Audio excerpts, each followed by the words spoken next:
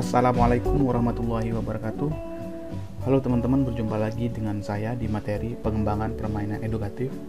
Pada pertemuan kali ini kita sudah memasuki pada capaian pembelajaran 2 atau CP2 dengan capaian pembelajaran yang mengaplikasikan. Apa yang akan target yang bisa diaplikasikan? Pertama adalah media bermain.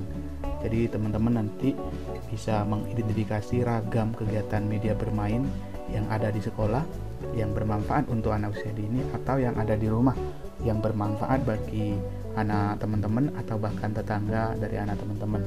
Dan yang kedua lebih ke praktek permainan tradisional Nusantara. Ini ada e-book yang gratis, nanti saya akan share tentang ragam permainan tradisional Nusantara yang bisa dipraktekkan bersama anak-anak atau bahkan bersama anak-anak yang di rumah atau bahkan di sekolah gitu ya. Namun sebelum kita masuk lebih jauh ke media bermain dan permainan tradisional Nusantara ini, saya akan mencoba mereview sedikit tentang capaian pembelajaran 1, yakni pada tahap memahami ragam banyak teori yang berkaitan dengan teori-teori bermain. Sebelumnya sudah pernah saya bahas dan sudah pernah diskusikan tentang sejarah perkembangan teori bermain. Secara umum saya coba bahas tentang teori bermain klasik dan teori bermain modern. Kemudian yang kedua saya sudah membahas tentang teori tahap perkembangan bermain gitu ya. Di sini saya mencoba mengambil dari beberapa tokoh seperti Piaget, Harlock, dan Marie Montessori serta beberapa tokoh yang lainnya. Kemudian yang ketiga itu lebih pada apa saja manfaat bermain bagi anak usia dini, terutama untuk pengembangan kreativitas dengan mengambil fokus pada 6 aspek perkembangan. Terus yang terakhir kemarin sudah kita diskusikan juga tentang ragam dan jenis kegiatan bermain, mulai dari bermain awal, bermain soliter, bermain imitasi, bermain paralel, asosiatif, hingga pada jenis kegiatan bermain konstruktif gitu. Nah, saya mohon nanti teman-teman yang belum mengirim hasil observasi yang sebelumnya sudah pernah saya berikan formnya, nanti bisa dikirim karena ini capaian pembelajaran pertama ya. Jadi untuk mengevaluasi sejauh mana pemahaman teman-teman terhadap beberapa teori ini, kemarin sudah saya kasih form untuk mengobservasi di lembaga teman-teman masing-masing. Oke, itu yang sedikit mereview.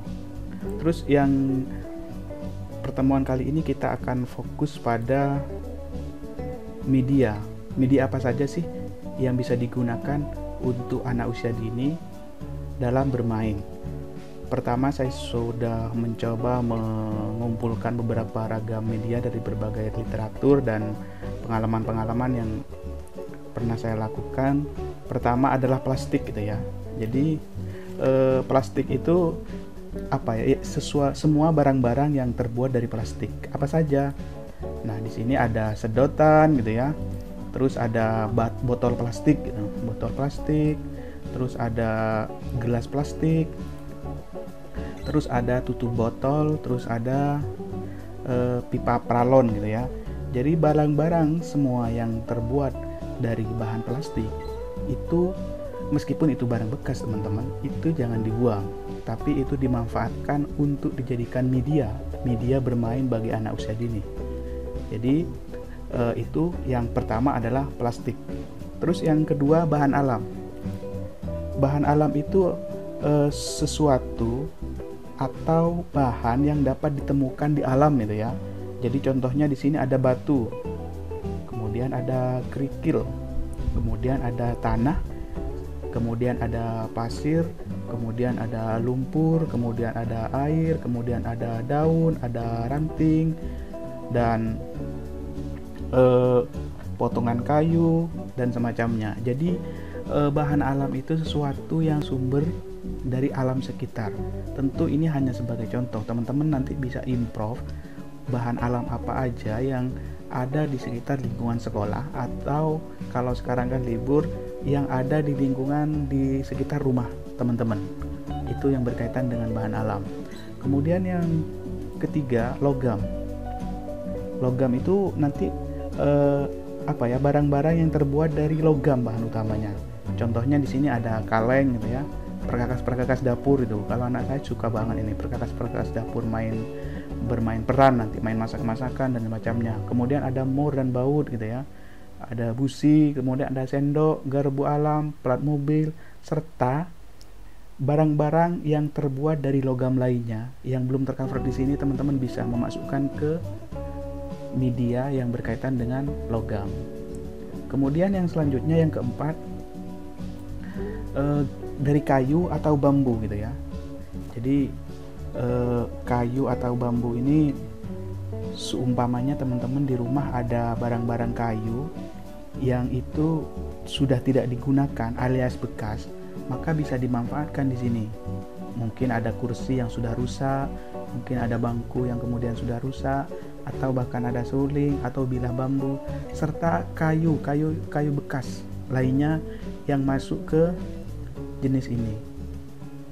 Itu yang keempat. Kemudian yang kelima, bekas kemasan gitu ya. Nah, bekas kemasan itu apa aja? Jadi bekas kemasan itu barang atau wadah yang sudah tidak digunakan.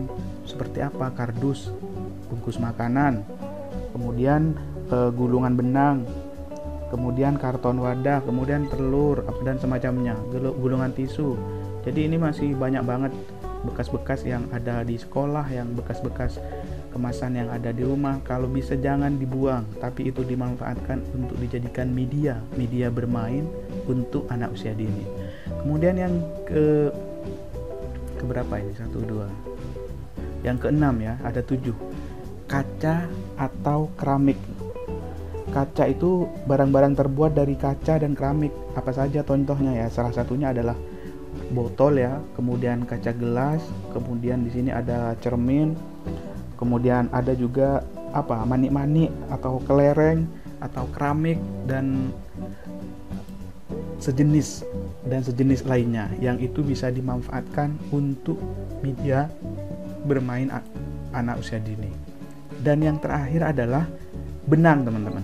Jadi benang di sini ada pita, kemudian ada benang dan kain, ada pita, ada benang, ada kain atau kapas, dan itu semuanya kalau bisa adalah bekas.